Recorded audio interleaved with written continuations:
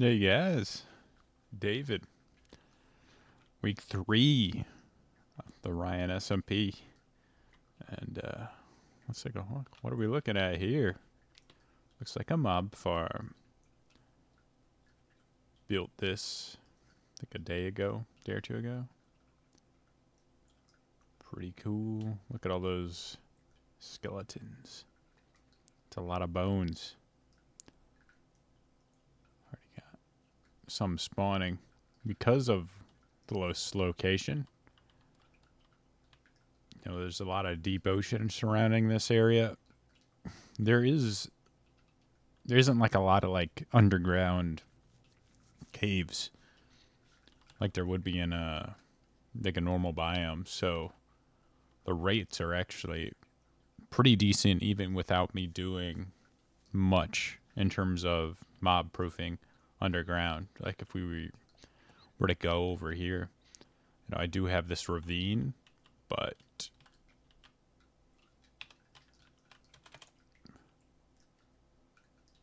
got an elytra now, thanks to Flox, for being a true bro and grabbing one for me. But, I mean, if you look around this area, most of it's fairly deep underwater. So, I just naturally kind of mob-proof this area. So a lot less for me to do, which is pretty nice. Pretty nice. Right now I'm getting pretty darn good rates. If you're wondering how this farm works, basically we have this clock. This is a repeater clock. It goes into this comparator here. That gives that pulse that will light up. And then it will like turn off. Then so it'll stay on for a little while. This will go back and then it'll repeat. Basically this will activate this dropper, which will power down here. There's observers. Power the observer, which will in turn power the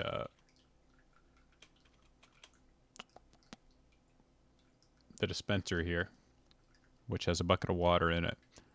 And then, you know, that dispenser will power the observer below it, which will power the dispenser below it.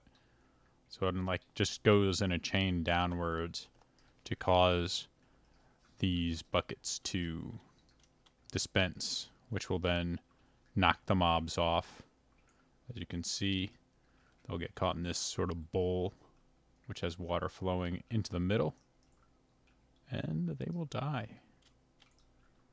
They get burned up in these soul campfires, and the items go down into this chest. Cleared it out pretty recently, so not a whole lot, but the rates are very good. And I mean, despite this thing's size, sorry for the it's kind of like motion sickness inducing turns here. Just want to get a nice angle.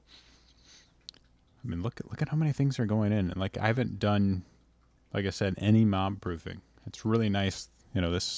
There's an advantage to being in this ocean biome right here on this island. Is, you know, this stuff just appears. Very cool. This was actually a really simple build. It looks big, but it's, like I was explaining before, very simplistic. It's just, you know, building the bottom platform, then you basically tile 10 up, and then have a roof on top. Got a bit of building materials, but, you know, if you've been mining, nothing you probably haven't gotten already. And of course, this water kind of column going up is my, well, why not just show you it? Whee. I love having elytra. Just makes everything so fast. Which is coincidentally why I built the mob farm. This is a soul sand into a giant water elevator.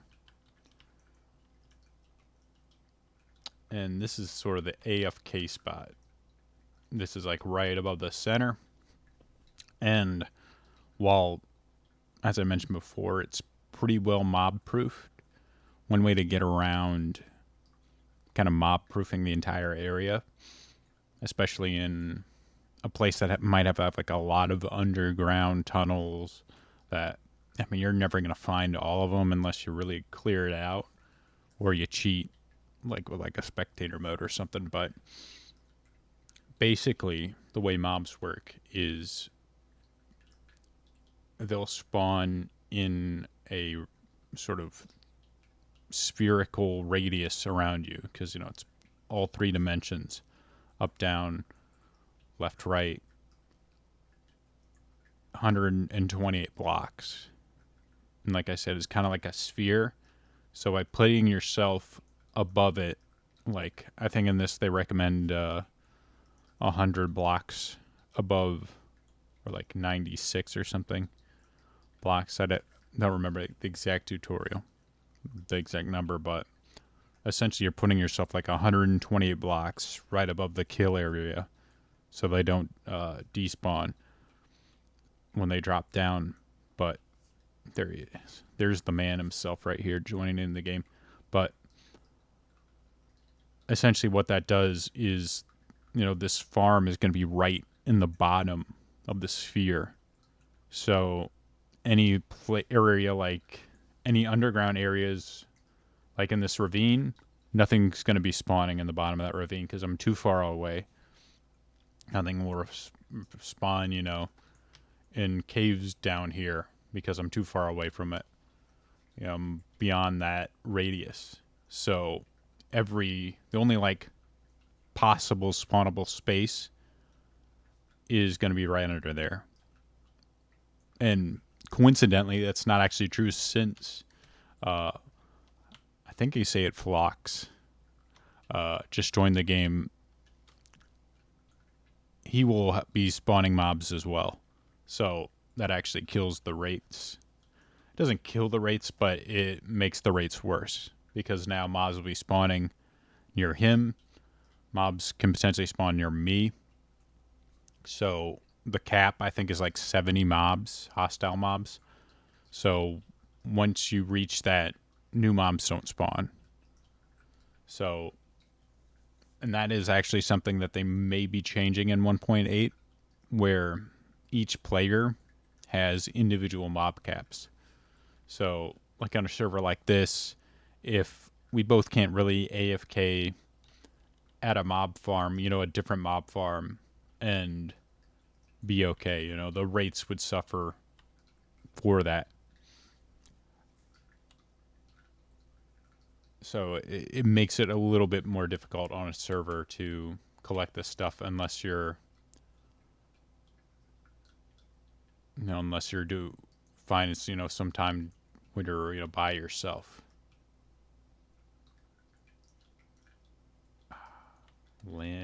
Perfect landing. The joys of flight. And one thing this Elytra acquires is, of course, paper. Rockets are gunpowder and paper together. So we need to be sure we stay on top of gathering paper because this thing does use a lot of rockets. Every time you want to fly upwards with it, you got to use a rocket. Kind of wish I had a better collection system for this. Now I kind of like just have like, it's so dense. Basically, rather than going in a line, which would be simpler for collection purposes, I kind of like did the hatched type of layout, which, you know, gives you a lot of sugarcane in like a dense area, a really condensed area, but it also makes it a little more difficult. I put a little clownfish in my pond. Also should be a salmon in here too, I think. Oh, yep, there he is. There's my salmon. Made a little like fish pond. I should collect more tropical fish. Kind of like make it like a koi pond. That'd be kind of cool. This is sort of like the dense layout. Until I get like some slime blocks and sticky pistons, flying machine type setups to knock it down, then I am kind of stuck manually collecting it. I don't think I want to do like a regular wall style farm layout, only because they're kind of nice, but like unless you're making it really big, the rates are kind of bad, and it just doesn't seem worth the extra work. As simple as they are, and as you can see, like I've only had this like 2 days, and already like look at all this bone I'm getting, which is why I like the mob farm versus like a creeper only farm.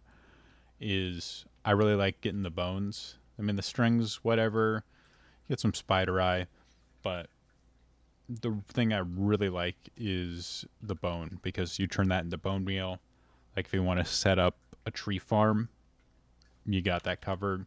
Or there's like dye setups, like a dye farm setup that uses bone meal, or even some other type of farms that use bone meal to like grow stuff really quick. And as you can see, like already I've got a ton of bone meal, so I can run these farms for quite a long time. So it kind of acts as a bone meal farm slash gunpowder farm. If we look up here, I've got plenty of gunpowder now too. So there's plenty of material that I'm getting for both. So I like that. I like the fact that it gives you both materials. Especially considering, you do have to go through the work of setting it up, building it. I like the fact you're getting more than one resource out of that. It's probably not as good as like a dedicated bone meal farm, but to be honest, it's pretty close. So to me, it's more efficient just to kind of build a mob farm. And like I said, it was pretty easy to build this. So I'm not really disappointed with the time put in, which, like I said, is only about like 3 hours or so, versus what I'm getting from it. I almost think this is one of the most powerful farms in Minecraft. Obviously, the iron farm I think is the most powerful one in terms of what you get for it, which is a ton of iron, which is used in tons of different things. What's with this random block of iron here? Did it fall through, or is it this thing's full? No, I don't know why. It's kind of odd. Hey, ton of iron, very nice. Though this kind of brings me to the topic I wanted to discuss. This is where I'm at here, week 3. I'm kind of struggling a little bit between like what I want to do with the island in terms of design versus gathering resources, because I just built this, just got the elytra. So I'm like, okay, well, now that I got an elytra, I need gunpowder because rockets are great. So I better build this farm. And like in the meantime, this thing has been uncompleted for like almost a week. It's halfway done. Haven't covered this up. I have no idea what I'm gonna do with this mob farm as far as like looks are concerned. Like, how do I make this into something that fits the theme of this sort of like cliffside mining town type of thing? And like I was trying to think, like, what do I do? Like, do I try and like make it look like a natural structure, like a mountain? 'Cause that'd be kind of weird to just have like a random mountain next to my build. And it's almost like it's so big that it makes the rest of the stuff look kind of small. On the other point, though, it's like very convenient to have it nearby. Of course, I have this giant elevator going up to the sky, which, I could kind of like hide.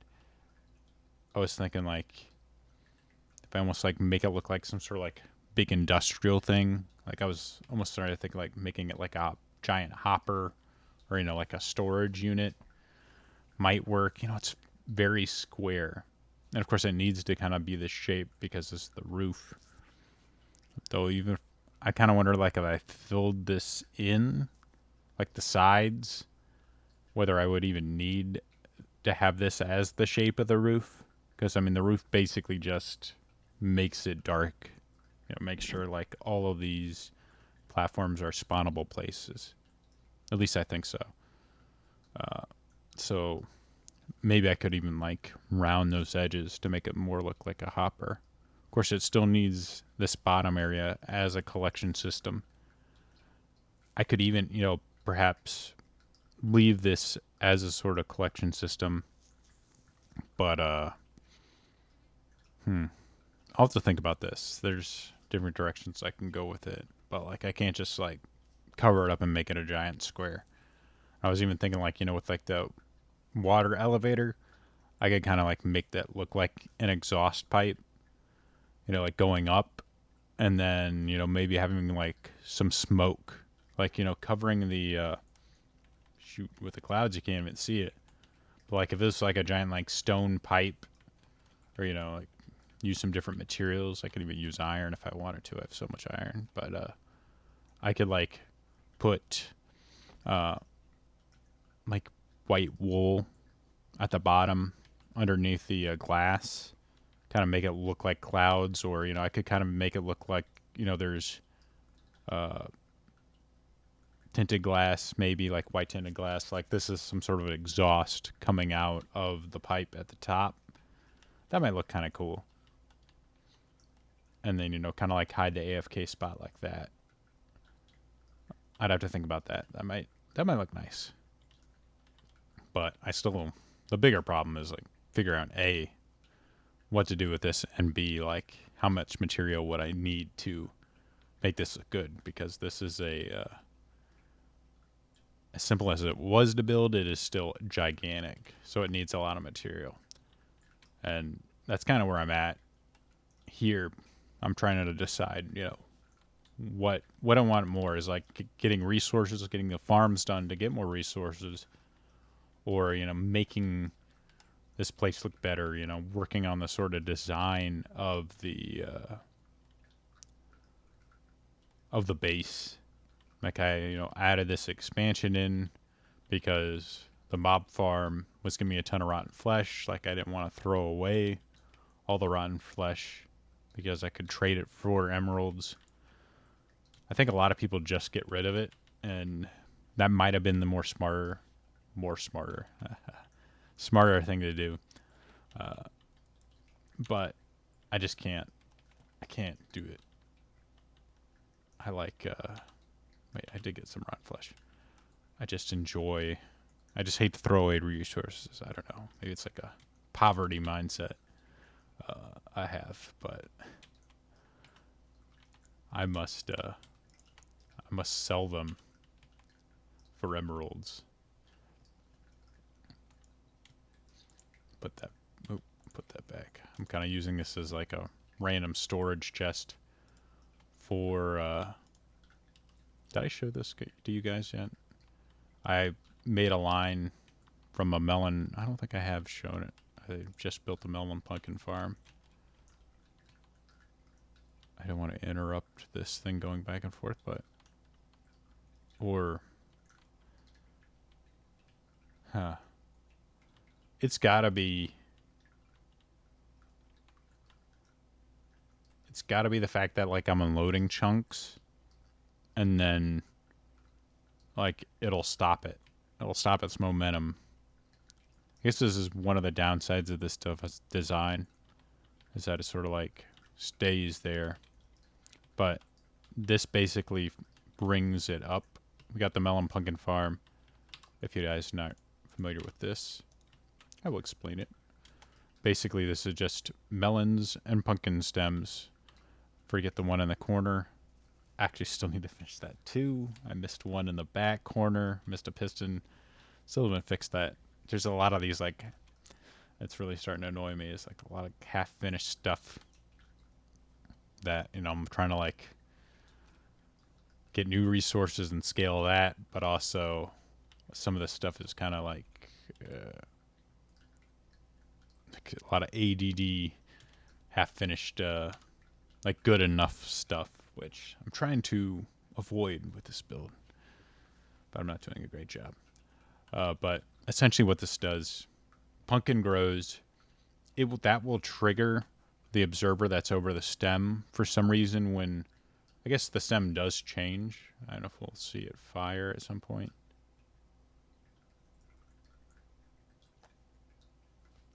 Watch pot never boils. But the stem will kind of change when a pumpkin grows. Pumpkin melon, that just happened right there. And that it triggers the observer. The observers will power this block, which, you know, powers the note block, which causes the piston to extend, crushes the block, and they go through the dirt into the hopper, into the chest. Like this actually is a great example of why you need so much iron for these farms, because this is essentially, it's like what, 5 by 5 by 5. No, wait, it's not 5 by 5. It's like, what, this is 9? 1, 2, 3, 4, 5. They got a middle one. 1, 2, 3, 4. Yeah. It's 9 by 9. So that's like 81 hoppers right here. Plus, you know, the hopper here. So that's like, I can't do math on the fly. It's a calculator. 81 times 5. So 405 iron. And think about, you need like 8 planks per chest. You need 81. So it's like 648 planks of wood. So it's a lot of resources. And this is why iron farms, and as I can see here too, got a little bit of tree setup. This isn't the pretty bare bones as far as trees go, tree farms go. I still have the tree farm up top. Like I kind of don't like this farm. Like I saw this setup. It's convenient in the fact that it'll collect once the stuff, the leaves degenerate. It'll collect the stuff for you. But that's really all it does, you know. Or, you know, maybe it collects some of the stuff that drops. Like if any of these planks drop, it'll collect it for me. But in some ways, like, since I don't go down here that much, like I never remember to actually collect the wood. It's one of the nice things, like having like a farm that uses bone meal, is that you just go in and you just sort of go in and take care of it. And you collect a bunch of wood and then you're done. Like actively collecting it. So you can just set aside time, get a bunch of wood when you need it, and then you're done. Instead of like repeatedly coming in, clearing this out, and then, you know, replanting and then doing it again when you remember. Of course, having it up at the top, you know it's there, but at the same time, that can also be a distraction. Like you see it, oh, this stuff's all grown, I should collect it. And then you're already, and then you see another thing, oh, these melon pumpkins are done, I should collect them. And then, like, you've used like 20, 30 minutes that you were trying to like build something, just procrastinating in a way to collect more resources that you don't need at the moment. So that is that area. And like I said, I want to kind of make some of these underground areas into a farm. No, have the farms down here, and then just up top kind of be decorative. This is sort of like I was making some trees, some like I think they're called giant fungi, but you know, the nether trees essentially. Because I wanted to fix up my, ooh, I can show you that. I want to fix up my kind of like nether area a little bit. Kind of made this look a little nice. Spruced it up a bit.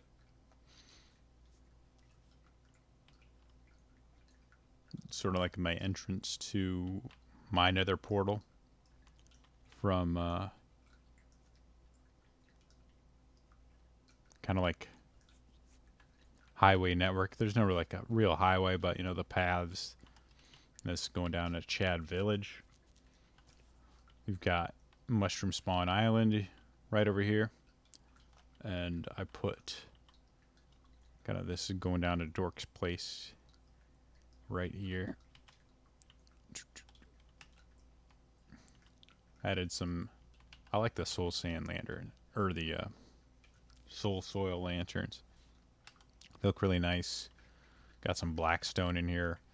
I liked using the trapdoors. You can kind of see through them. Like occasionally maybe you'll see like a ghast floating over or a skeleton. This being a Soul Sand Valley, pretty dangerous, especially at the start of the game. You can definitely hear some ghasts around. These are also like, oh, see, right here. That's kind of cool. Like, whoa, what is this thing doing? It's clipping through stuff. You can see him. Wonder if I could open a hatch and shoot him. I'll try it if he comes by again. Oh, darn it. I don't have any arrows. One of the downsides of collecting the mob farm stuff is the arrows. And then I always just shift click all the arrows out and then in to another thing. So I end up not having an arrow in my inventory. That wasn't too bad. The worst part is like when you need to use it, you go to use it and then it's not there. In this case, I didn't need it, but we cleared up. We cleaned up that area, made it look kind of nice, which is neat, you know. Guys, first impression if you're coming to my place from the nether. Got some nether wart, planted that in. Have some jack-o'-lanterns, very festive right now. It being October. Halloween is coming up. So it's kind of nice to do a little like decoration. Maybe we should do some for Christmas too. That'd be kind of neat. Some seasonal stuff. But this is where the base is at right now. I'm kind of stuck in that area because like there's a lot of stuff I want to. Cow Crusher will be a pain to move. I think I just need to come up with like a decoration for that and make it look like a shack or a shed or something like that. I mean, right now, this isn't bad, no way. It's kind of nice looking, like a little like temple of cows. Make it maybe look like a giant, make it look like a giant mushroom might be a little too corny. But I would just simply want to like move this as well. Make it look like something else. Or I could even move it down into the farm area. The main thing I really need to do, besides kind of like clean up some loose edges, is get an item storage system in place. Because I want to, you know, have something moving from this area into... I need to make a collection system from the farm, the mob farm, to this area. And then I still have to have like stuff coming from those farms into a central area as well. If I'm, you know, building more farms up. So kind of working out that item transfer system is going to be a big challenge, but one of the main things I need to do is, like, if I don't have that system in place, it's going to be hard to, that central storage system, it's going to be hard to figure out, like, how I'm going to move the stuff in. So, like, I have to have location. Right now I'm kind of thinking I'm going to build it under this area right here, next to the house, so I could potentially enter the storage system through, like, another downward staircase.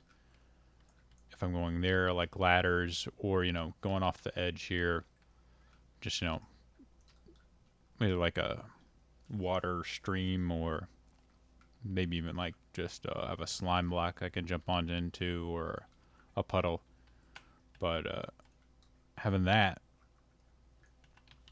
and then, you know, just right here, it's convenient enough for me to access it. Kind of like this, where I like this because I can just, you know, walk in. I got all my material here, got all my crafting blocks here. But, you know, if I move that stuff down, I could really just focus on decorating this area and kind of move the kind of uglier workstation type of things into a bigger area that I can spread it out a little bit more, make it look a little bit nicer. You know, like, make it look like almost like a garage, or like a workstation where you have different stuff right kind of placed in a sensible way. I think that is it. It's almost, we're past the 30-minute mark, so I don't want to make this video too long. But that is, there we're at week 3. We are gathering resources right now. And we need to start moving into the, I really want to start moving more into the decorating type of phase, because if you've seen some of the builds, like I mentioned Phlox, like, if you see the build, it is nuts. If you're in the Chad SMP and you're watching this and you haven't, I'm pretty sure the residents of Chad Village have already seen it. It's insane. It's literally an insane build. And it's going to have a hard time competing. I'm going to try to compete in terms of, like, the building, but it's going to be a rough one. It's going to be a rough one for me, because it is a very cool design, and it's actually really cool seeing what people are building. Like, you got guys like Dead Crux on here really kind of focusing more on just, like, gathering resources, building farms. We're going to Chad Village. I'll have to, like, do a video where I go into Chad Village, because you build a lot of the farms, gathering a lot of resources. In the meantime, you've got guys like Phlox that are kind of, like, really going more of the design aspect, where they're making some really beautiful areas, super decorative. And one of the really interesting things about the game is just, you know, how different it lets you play it and approach it. And it's always kind of cool to see different people kind of do different things. And they're, like, you know, different people at different skill levels. Like, you'll see some of the houses in Chad Village very basic in terms of, like, how they're made, how they look. You might even say ugly in a way. And then, like, you kind of have my house, which, like, is pretty basic, but you can kind of tell, like, I'm trying to get a little extra in here, adding a little different stuff, you know, like building out, like, scaffolding, you know, using different material, making the roof a different shape, that kind of stuff. And then you'll go over to another build, and, like, it's like an insane, absolutely crazy looking build where, you know, it's just, like, on an entirely different level. Like, this makes this, like, super basic, like, maybe a 10-year-old built it. Meanwhile, like, they're, like, some, like, crazy masterpiece type of castle where it's got all sorts of, like, super detailed, tons of different blocks. Looks really congruent. You know, you can instantly tell like what kind of build they're going with, and like the terraform the whole area. So it's just cool in that aspect where you can see like different areas of expertise, different areas of design. Of course, we haven't seen what Ryan has done yet with his swamp estate. He's usually very good at that design aspect, making it look good. So it'll be very cool. Like that's one of the really interesting part of like a multiplayer server is when you can see what you know, kind of like the different ways people approach and play the game. Okay, don't get near my villagers. That's kind of freaky looking. They've become one. All right, so that's it for the video, guys. Hope you enjoyed this week 3. Kind of, I guess this is almost like another base video, but a different one, kind of showing the different progressions. So that's it. Talk to you later, guys. Bye-bye.